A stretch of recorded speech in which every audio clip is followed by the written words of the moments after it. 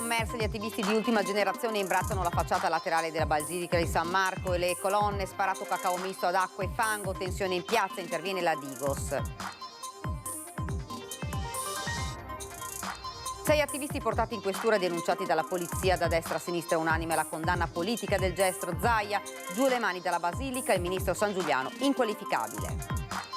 La morte di Davide Rebellini. Il GIP di Vicenza respinge la richiesta di patteggiamento a 3 anni e 11 mesi presentata dal legale del camionista tedesco. La famiglia del campione soddisfatti. Ho stretto le mani fasciate di Giulia e non l'ho mai sentita così vicina. Le parole di Gino Cecchettin nell'intervista al Corriere della Sera. Intanto l'ossessione di Turetta emerge nei messaggi mostrati a chi l'ha visto.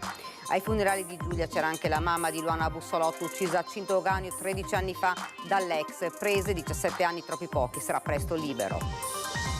Domani l'ufficializzazione del passaggio dell'ex leghista Fabrizio Boron a Forza Italia sulle ipotesi di Dio di Bottacin e Caner. Le parole di Roberto Marcato, silenzio assordante dei vertici del partito. Turismo nell'area del Monte Grappa. Nasce da 4 comuni l'iniziativa di una piattaforma online dedicata al cicloturismo e a tutti gli sport outdoor. Buonasera, ben ritrovati, edizione regionale dei nostri notiziari. Dunque l'avete sentito, blitz degli attivisti di Ultima Generazione questa mattina a Venezia. Hanno imbrattato la Basilica di San Marco con fango e polvere di cacao mista a acqua. Tutto è stato ripulito però in breve tempo. Venezia è condannata!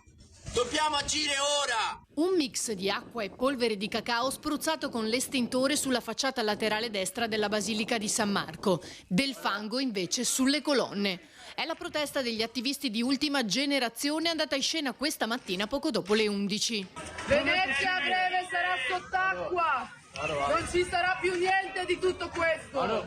Saremo ricoperti dal fango, moriremo! Gli attivisti sostengono di amare Venezia e di voler evitare che venga distrutta. Nessuno può negare che Venezia sarà sommersa.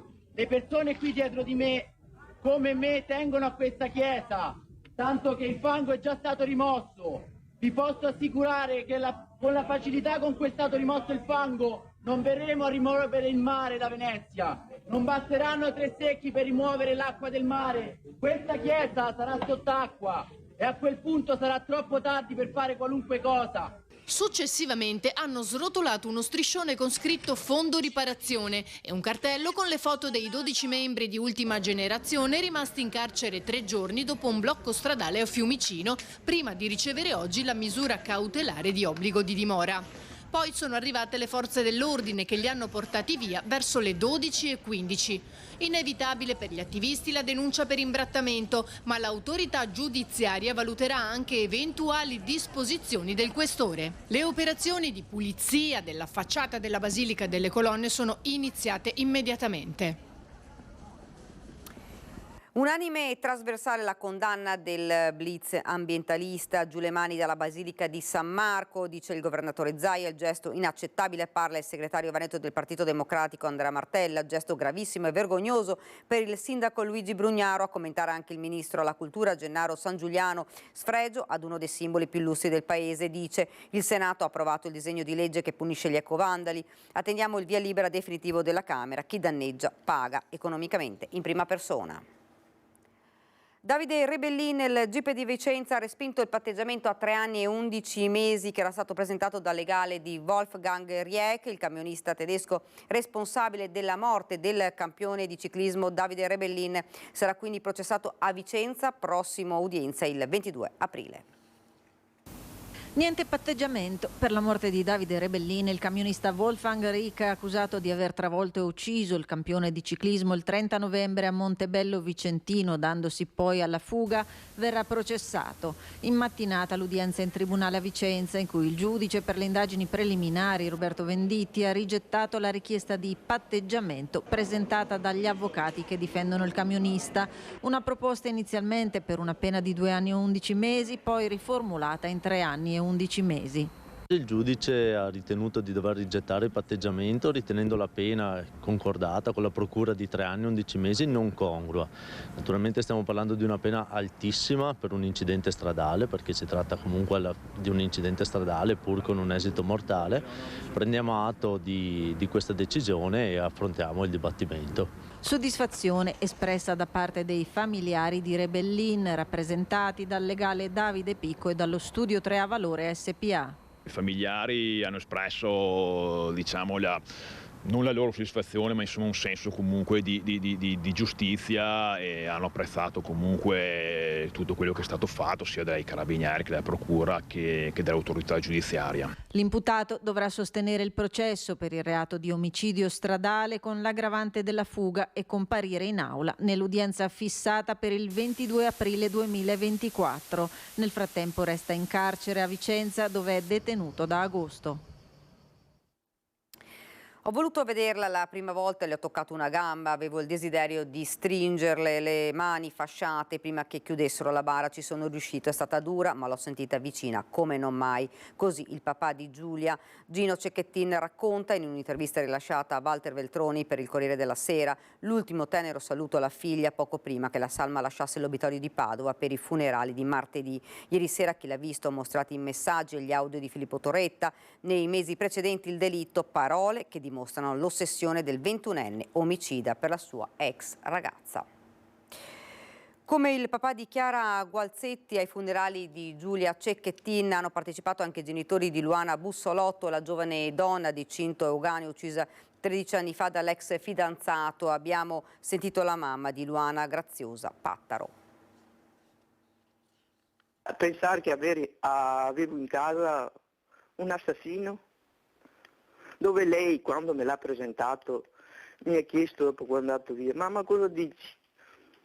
Ah, è brutto, sai, è brutto, tu sei bella, è brutto, ma è tanto bello dentro, hai capito? È tanto bello dentro, e quello era la sua bellezza che aveva dentro, purtroppo.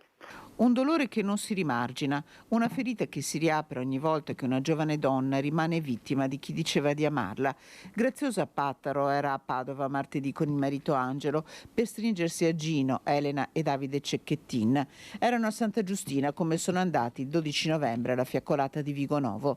La sua Luana è stata uccisa 13 anni fa, nella sera di Pasqua del 2010, da Luca Bedore, l'ex fidanzato, condannato dopo 3 gradi di giudizio nel 2013 a una pena di 17 anni.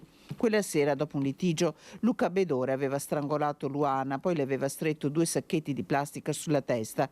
Solo il giorno successivo, dopo aver passato la notte a vegliare la giovane donna, aveva chiamato i carabinieri dopo aver tentato di infliggersi ferite che non si erano rivelate mortali. Una figlia adorata, Luana, giovane stilista che Graziosa va a salutare in cimitero a Cinto tutti i giorni.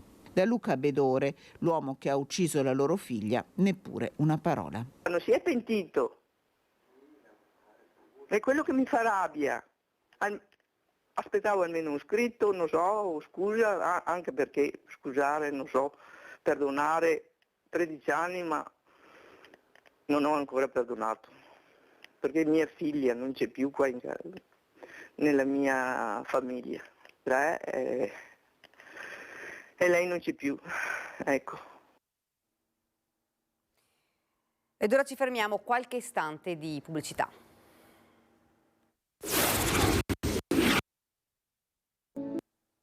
Siamo tornati nuovamente in studio, siamo alla politica, manca solo l'ufficialità. Domani con un incontro al caffè Pedrocchi di Padova sarà formalizzato l'ingresso in Forza Italia di Fabrizio Boron. Ci saranno sicuramente altre persone di provenienza del mondo del centrodestra, anche civico, che sono delle figure di riferimento importanti in Veneto, che entreranno, torneranno, si avvicineranno a Forza Italia. Così parlava Flavio Tosi, coordinatore regionale di Forza Italia il 1° settembre scorso, e ora raccoglie i frutti. L'annuncio ufficiale è solo domani, ma ormai la decisione è presa. Fabrizio Boron, consigliere regionale eletto con la lista Zaia, sta per entrare in Forza Italia. Il corteggiamento di Flavio Tosi ha avuto successo. Boron, deluso, espulso, non più a suo agio nella Lega, sembra aver trovato nuove motivazioni, con la città di Padova al centro. c'è chi espelle, chi caccia via le persone e chi le accoglie. Il fatto di parlare di progetti, di parlare di futuro, di parlare di Padova, di parlare del Veneto, cose che ormai io non avevo più visto, no, in Lega negli ultimi 3-4 anni.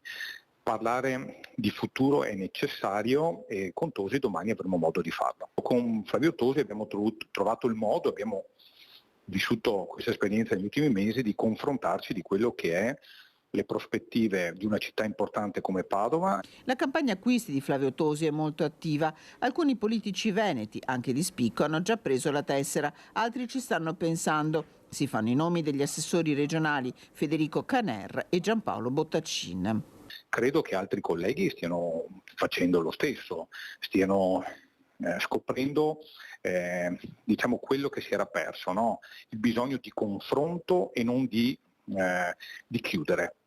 Ecco, c'è bisogno di aprire, di parlare, di confrontarsi e non di cacciare via persone. È necessario soprattutto per la nostra città che ha visto un'elezione amministrativa l'anno scorso veramente deludente, no? Perdere così Padova vuol dire non aver capito Padova, non averla ascoltata. Ecco, questo credo sia un obiettivo necessario che mi pongo e che dovrà porsi anche Flavio Tosi. All'incontro, si legge nell'invito, saranno presenti parlamentari e dirigenti di Forza Italia e i consiglieri regionali Elisa Venturini e Alberto Bozza. Più chiaro di così. Di situazione drammatica per il partito parla l'assessore regionale Roberto Marcato di fronte agli ex leghisti già passati in Forza Italia l'ipotesi di un passaggio tra gli azzurri di Giampaolo Bottaccin e Federico Caner. Marcato era ospite del direttore Luigi Bacialli a Focus TG. Sentiamo un passaggio della lunga intervista. Di fronte a un assessore Bottaccin che, giusto per ricordarlo, è un campione internazionale di preferenza, cioè non è proprio l'ultimo arrivato, che ha un curriculum che pochissimi altri hanno, non solo in Regione Veneto ma vorrei dire in Italia, una capacità anche di gestire il territorio straordinaria, che va poi legittimamente, nel senso che io sono andato a fare il relatore a un congresso del Partito Democratico, quindi si va dove ti invitano, è giusto che uno porti la propria esperienza, però io mi chiederei, perché non posso fare spallucce, perché oggi la Lega è in evidente difficoltà di consenso, perché lo dico io, lo dicono i dati, no? Allora, di fronte a questo io metterei in campo tutte le pedine migliori che ho e quindi di fronte anche all'ipotesi che uno come Bottaccin, uno come Caner, ma anche uno come Boron, insomma persone che sono lì perché qualcuno li ha votati, non sono eletti, nominati come parlamentari o come chi ha ruoli di nomina. Questa è tutta gente che è stata votata, ma ha votata con grandissimo consenso. Se qualcuno immagina che i partiti come il nostro, popolari e popolani, possano esistere a prescindere dal consenso, questa convinzione è l'anticamera della morte. Di fronte a questi segnali che io trovo drammatici, perché poi anche dire, ma è andato via uno che è stato parlamentare, ho capito, ma perdi un patrimonio di conoscenze, di sensibilità, di capacità di stare nel territorio, cioè io non perderei nessuno, non so come dire, ma insomma, ripeto, non siamo al 40%. I sondaggi dicono altre cose, l'ultimo voto utile che è quello delle politiche racconta un'altra cosa. Abbiamo una sfida davanti che è quella delle europee, ma dovremmo essere dei pitbull in giro per il territorio? No, ma siamo qua, abbiamo filosofia, per carità. Turismo nell'area del Monte Grappa nasce da 4 comuni l'iniziativa di una piattaforma dedicata al cicloturismo e a tutti gli sport outdoor.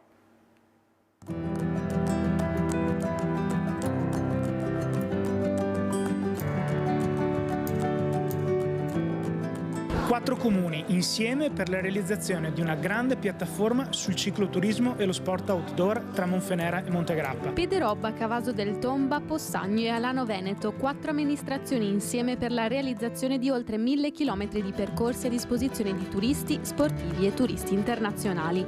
Un'iniziativa sfociata in una piattaforma dedicata al cicloturismo, futuro del turismo dell'area del Grappa e non solo.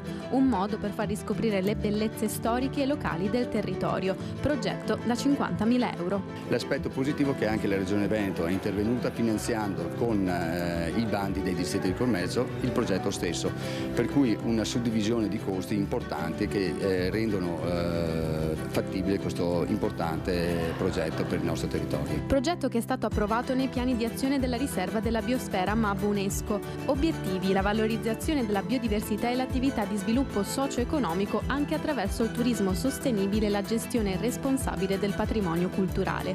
Patrimonio legato anche alla storia della Prima Guerra Mondiale. Gran parte dei percorsi sono studiati per passare, per far visitare i luoghi storici presenti nel nostro territorio, mulattiere, trincee, chiese, templi, che oggi costituiscono l'offerta turistica principale di questa innovativa piattaforma. L'intento è quello di ampliare l'adesione dei comuni al progetto, così da poter includere tutti i territori del massiccio del Grappa.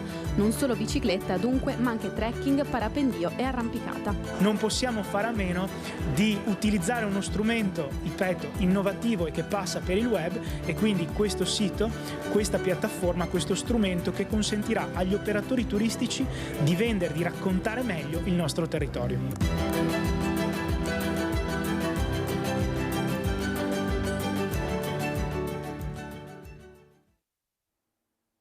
Ed è davvero tutto, vi lascio alle previsioni del tempo, grazie davvero per averci seguito, arrivederci.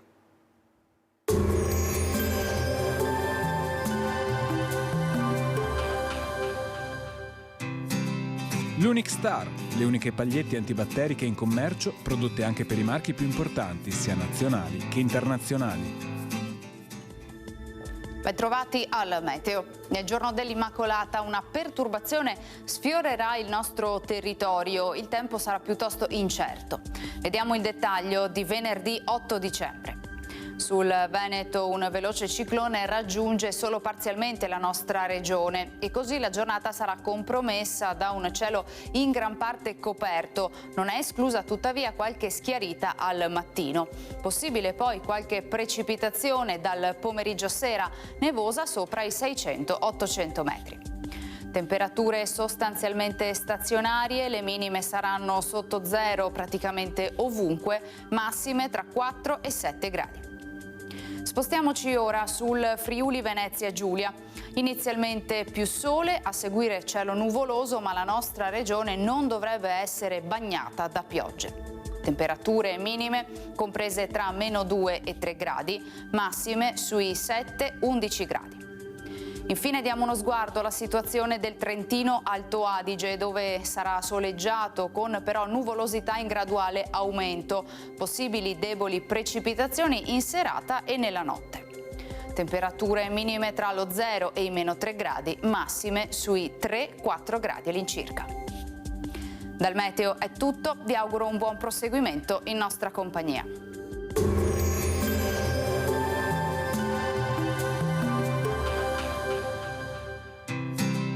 L'Unic Star, le uniche pagliette antibatteriche in commercio, prodotte anche per i marchi più importanti, sia nazionali che internazionali.